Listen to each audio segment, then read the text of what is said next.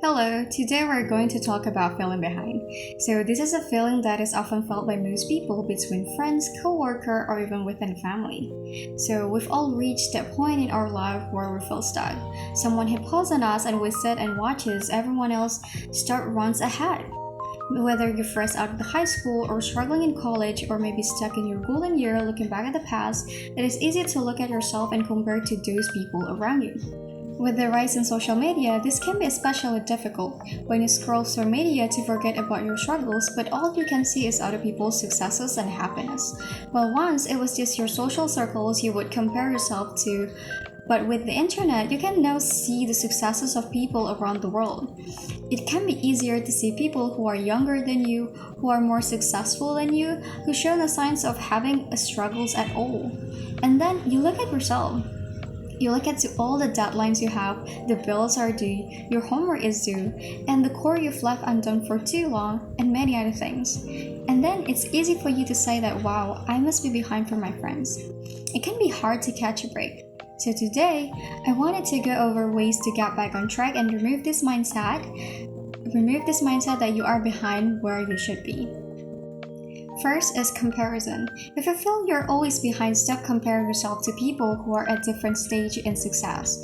As being a person, we will always compare ourselves to others. It is a natural thing to do. We're even raised with this more often than not, from comparison of grades to comparison of work ethic. So it is important to not compare yourself to the rare success stories of ultra-rich and talented teenagers. It is also important to not compare yourself to those people who are you feel that you're ahead of.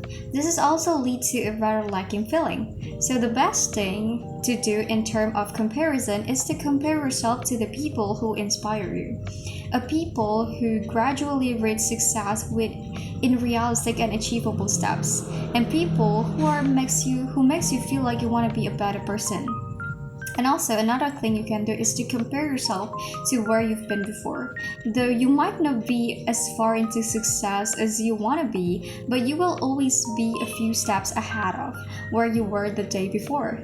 I find this to be the most motivational for me, and while I may not be exactly where I want to be, but I'm closer to my goals than I was even a few weeks ago.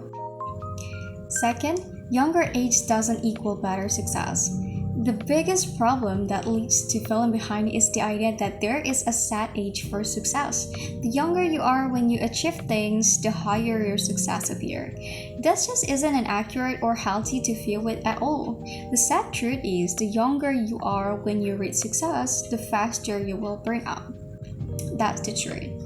By working and slowly building the blocks for your future path to success rather than rushing to it while you're younger, it is not only going to be a little more stable, but it is also healthier for yourself and better long term. Let's say the success you want to reach is publishing a book and becoming an extremely well-known author. Let's say you muddle through and manage to publish and one, and it does excellent, but then nothing. You didn't plan for ahead, and you aren't really sure what else you want to do, but now you're out there and people expect more of a specific genre from you. And if you aren't careful, you can become a slave to your own success. There are a lot of stories about young child stars who become a slave to success and are pigeonholed into one way they must be perceived by the public eye. Just because success seems flashy and desirable on the outside doesn't mean that it equates to real success and happiness behind the curtains. This is why it's important to set realistic and achievable goals for yourself and ask yourself the big questions. What kind of impact do you want to make? What does success mean to you? And how can I begin my journey today? And the last is success. What does it mean to you? So chances are if you're falling behind, it's because you haven't reached that point of success you expected to by this point. But what does this success mean to you? Do you pursue success to feel worthy of being loved or in order to love yourself? The two most important things to remember when pursuing success are that you cannot associate it with making yourself worthy of love or needing it in order to love yourself.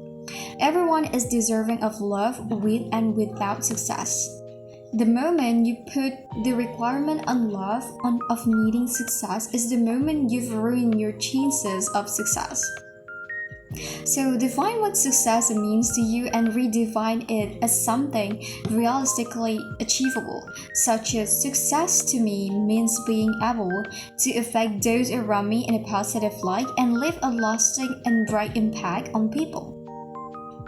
So, the conclusion of this talk is when you feel behind in life, don't panic. It's completely normal to go through this stage. It really is a part of the process. Sometimes it takes going through a time of feeling lacking to help you find your drive in life and what you want to do. It can help drive you to realize changes need to be made before going forward. Maybe it's time to reflect and realize if you're comparing yourself to unrealistic standards, to realize age has nothing to do with the measure of success, or maybe it's time to entirely redefine the definition of success you have. I think that's it for my explanation. Thank you for watching. Wassalamualaikum warahmatullahi wabarakatuh.